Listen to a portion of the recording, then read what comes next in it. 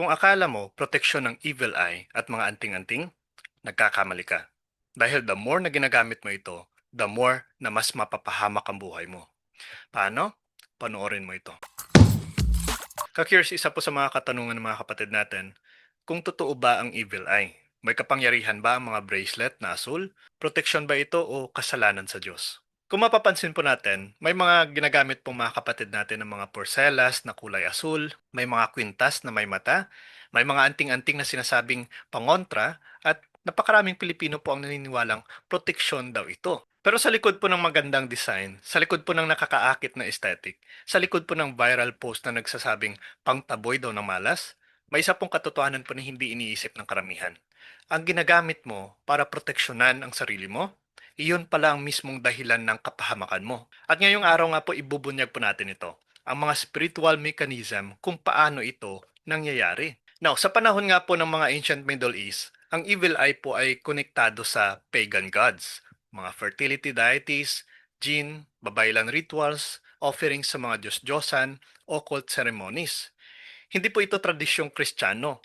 Hindi ito maaaring sabihin na pwede naman gamitin kasi harmless naman. Ang bawat anting-anting po at blue eye charm ay may pinanggalingang espiritu. At hindi po iyon ang Espiritu Santo.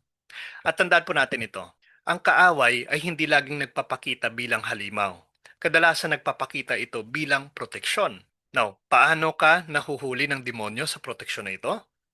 Una, sa mga paraan nila, false security.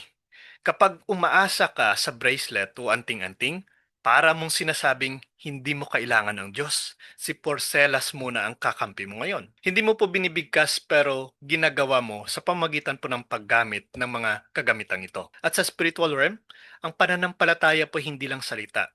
Kung ano ang iyong pinagkakatiwalaan, iyon po ang iyong kinikilala na Diyos. Kaya kapag umaasa ka sa amulet, ginagawa mo itong functional idol. Pangalawa po sa mekanismo ng Diablo is spiritual open door. Hindi po ito psychological, hindi rin po ito superstition. Ito po ay legal entry. Ganito pong sinasabi ng mga exorcists. Once you use an occult object, you grant a demon a legal right to influence you. Kumbaga habang akala mo may proteksyon ka, sa spiritual world ay nagpiprint ka pala ng kontrata na nagsasabing, I allow the spirit connected to this object to attach my life. Ganyan po ang nangyayari. Kaya marami po ang gumagamit nito na nakakaranas po ng insomnia, unexpected anxiety, nightmares, bad luck streak, sudden financial collapse, away sa pamilya, depression, obsessive fear, emotional instability. Hindi po dahil sa malas, kundi dahil po may attachment. Pangatlo po sa paraan ng Diablo is replacement of the divine protection. Narinig mo na bang sinasabi sa Psalms 91? He will command His angels to guard you. Pero dahil po sa amulet mo, itinuturo mo ngayon sa iyong guardian angel na huwag ka muna. May mas magaling kaysa sayo, yung puwerselas mo, yung anting-anting mo. At gaya po ng batas ng langit, hindi pipilitin ng Diyos ang proteksyon niya. Kung mas pinipili mo ang proteksyon ng pagan origin. Liwanag po yan. Now, ano ngayon ang sinasabi ng Biblia patungkol dito? Wala na pong pasikot-sikot ang Diyos dito. Walang gray area. Wala pong depende sa intention. Kapag sinabi niyang bawal ang occult, bawal talaga. Tuldok po yan. Una, bawal po ang anumang uri ng charm. Mas malalim pong paliwanag dito. In Deuteronomy 18 verse 10 to 12, sinasabi dito, anyone who practices omens, divination, sorcery, is detestable to the Lord. Pansinin niyo po ito. Hindi lamang sorcery ang binanggit, hindi lamang divination, kundi pati ang omens, mga bagay na ginagamit upang malaman, ilayo o baguhin ang kapalaran. Ang omens po ay ang anumang object na may kinalaman sa mystical protection. Kaya lahat po ng modern versions ng pangontra ay pasok po sa kategoryang ipinagbabawal ng Diyos. Ang evil eye bracelet, ang ham sa hand, ang lucky pendants, ang moonstar talismans, third eye necklace, prosperity crystals, amulet na may incantation, power bracelets, feng shui charms, zodiac protection items. Nagsimula po ito sa paganismo, hindi po sa Judeo-Christian faith. At tandaan niyo po ito, kapag sinasabi po ng Diyos na detestable, hindi po ibig sabihin na medyo masama lang, kundi kasuklam-suklam. Isa pong bagay na may espiritong laban sa kanya talaga. Hindi po pwedeng sabihin na Design lang naman yan eh. Fashion lang naman yan eh. Wala naman akong masamang intensyon. Hindi po intensyon ang problema dito. Ano pong problema? Ang pinagmulan. At alam naman natin na hindi yan galing sa Diyos. Pangalawa po, bawal po ang anumang protection object. In Leviticus 19 verse 31, sinasabi dito, "Do not turn to mediums or seek omens." Ang salita pong omens dito, tanda po ng proteksyon, kapalaran o babala na hindi po galing sa Diyos kundi galing po sa spiritual forces. So ano pong ibig sabihin nito sa modernong panahon? Ang evil eye ay isa pa ring omen object. Ang anting-anting, ganon pa rin. Ang habak ay isa ring omen object. Ang agimat at anumang pangontra ay omen object. Kaya kapag gumagamit ka po ng evil eye, hindi lang po ito mali. Sinusunod mo ang utos ng demons noong ancient times na trust this symbol instead of God. At tandaan mo po ito, kung ang anumang pinaniniwalaan mo bilang proteksyon, iyon po ay ang espiritong dumarating sa buhay mo. So kung hindi yan galing sa Diyos, malamang nanggaling yan sa kalaban ng Diyos. Maliwanag po yan. Pangatlo po dito, ang tunay po na proteksyon ay kay Kristo lang. In Psalms 121 verse 7, that the Lord will keep you from all harm. Hindi po ang porcelas mo, hindi po ang kwintas mo, hindi po ang crystals, hindi po ang amulet. O maging ang tattoo, kahit pa na mukha pa yan ng ating Panginoong Kristo o ni Mama Mary, hindi po yan. Kahit ng lucky charm o bracelet na may mata. Ang Diyos po mismo ang nagsasabi na siya at siya lamang ang magpoprotekta. At ang proteksyon po niya ay hindi po napuputol. Hindi po nag expire. Hindi po kailangan i-recharge. Hindi po gaya ng sinasabi ng marami na marami ka ng malas kaya humihina ng powers mo. Mali po yan. Iba po ang proteksyon ng Diyos.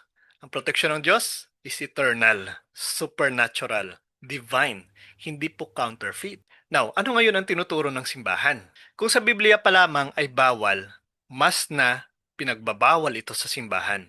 Sa Catechism of the Catholic Church 2116, sinasabi dito, all forms of divination, omens, and amulets must be rejected. Tingnan niyo po ito, ang tatlong keyword, divination, omens, amulets. Ang evil eye at anting-anting ay napapasalo pa rin sa tinatawag nating omen, mga pangontra. Divination object na galing po sa pagan belief. Amulet na tumutukoy po sa mga object with alleged supernatural protections. Kaya malinaw po ang simbahan. Hindi pwede sa Katoliko yan. Hindi pwede ihalo sa faith yan dahil syncretism ang kahahantungan yan. Hindi pwede gawing cute fashion yan. Hindi pwedeng dahil pang-aesthetic lamang yan o hindi po pwedeng sabihin na dahil pang-protection lang yan. The moment na suotin mo ito, you are practicing something condemned by the church. And if you're not following the teachings of the Catholic Church, meaning you're not part of the church na itinayo po ng ating Panginoong Kristo. Now, para mas malinaw, ano ngayon ang epekto kapag nagpatuloy ka pa sa paggamit nito? Hindi naman po kasi biglaan ang demonyo. Hindi po dramatic, hindi po obvious. Ang style po niya, dahan-dahan papasukin ang buhay mo hanggang hindi mo na namamalayan. Una sa kanyang ginagawa, emotional disturbance. Dati payapa ka pa. Pero nang magsimula ka ng gumamit ng charms, hindi ka na makatulog. Parang may humahabol, may mabigat sa dibdib, may kaba na walang dahilan, may takot na hindi maipaliwanag, may lungkot na hindi normal. At bakit? Kasi po may espiritong nakakabit. Pangalawa po, nagkakaroon na ng relationship distractions. Simula nang may suot kang amulet, ang dali mo nang magalit. Ang bilis mo nang mawala ng pasensya. Ang bilis mong mainis kahit sa maliit lamang na bagay. Nagkakaroon ng away kahit walang dahilan. Dumalamig ang relasyon. Nagkakaroon ng mistrust at misunderstanding. Bakit? Kasi ang demonyo po, master of division. Pangatlo po, nagkakaroon na ng financial sabotage. Akala mo pang attract ng swerte, pero bakit sira ang cellphone, nasunog ang appliances, na ospital, na scam, nawala ng trabaho, laging may bayaring biglaan, may susunod na malas, wala ka ng ipon.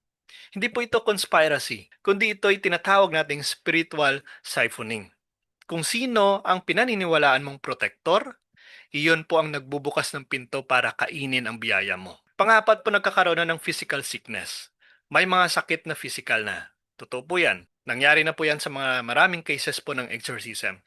Ito po ang mga sakit na parang biglaan, paulit-ulit, hindi magamot, walang diagnosis. Lalo kang lumalala sa stress. Kasama ng weird dreams. May kasamang feeling na may presence sa kwarto. At ito pong ilan sa mga manifestations ng demonic influence.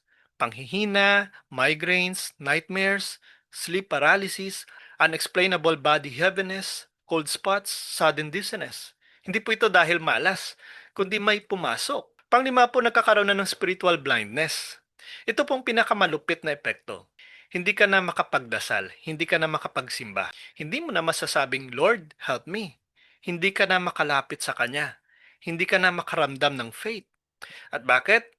Dahil ang spirit po na kumakapit sa iyo ay kumakain ng iyong ability to connect God.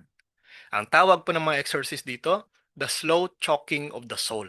Hindi halata, hindi dramatic, pero deadly. Alam niyo po kung anong katotohanan?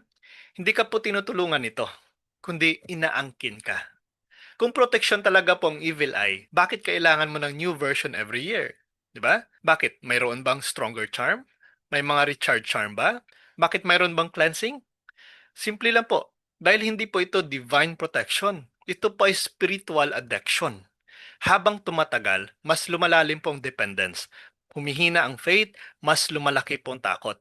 Hanggang sa isang araw po hindi mo na alam, may espiritu ka na palang kinukupkup sa bahay mo. Now, ano pong tunay na proteksyon? Una, ito po, tinuturo mismo ng simbahan.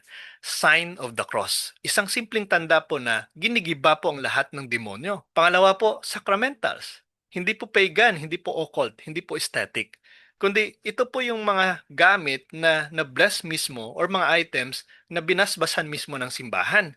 Mga Benedict medal, scapular, holy water, rosary, crucifix. Pangatlo po, daily prayer of protection. Sa salita pa lang po na deliver us from evil, isa na po yung napakalakas na salita. Pangapat, guardian angel. Mas makapangyarihan po yan sa lahat ng amulet. Isang guardian angel lang, kaya ka ng proteksyonan. Mas malakas pa sa kahit pinakamalakas na demonyo na maaring gumambala sa iyo. Panglima, confession. Ito po ang pinakamabisang spiritual reset. Kapag palagi kang pumupunta sa confession, no evil power can possess you. No evil power can distract you. Maliwanag po yan. Now, sa mga gumagamit na nito, ano pong dapat natin gawin? Huwag po tayong matakot. Hindi ka po sinisigawan ng Diyos. Hindi ka po tinatakwil. Ang gusto niya lamang mangyari sa iyo ay palayain ka. Una po sa dapat natin gawin, itigil ng paggamit nito. Tanggalin po ito agad. Pangalawa, paalisin po ang attachment. Ibasura pero huwag itago. Step 3, at sa pagbasura po ng mga items na ito, mayroon po tayong proper prayer para sa disposal po ng mga occult objects. Step 3, magdasal. Sabihin po natin, Jesus, I renounce all occult practices. Step 4, magsimba at mag-confess. I-confess po natin na tayo gumagamit ng mga items na ito. Na minsan ay hindi natin ipinagkatiwala ang buong buhay natin sa Diyos, kundi nagtiwala tayo sa mga items na ito, sa mga occult objects na ito. Step 5, magpabasbas ng bahay. Yes, ipabless po natin ang ating bahay sa pari mismo. Hindi po sa mga feng shui experts, hindi po sa albularyo. Kundi mas mainam po na sa exorcist priest.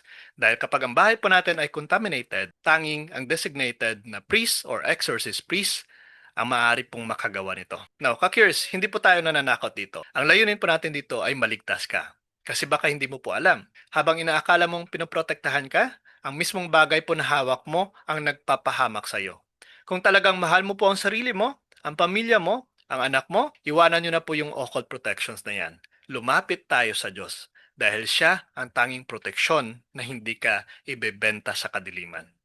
Kung nakatulong pong video na ito, i-like and share, ibahagi po natin sa mga kakilala natin na gumagamit ng mga occult objects na ito. Nang sa gayon po, ay matulungan natin at magkaroon po ng conversion sa kanilang buhay. Please support also po ang ating YouTube channel. Ang link po ay nasa description. God bless po sa ating lahat.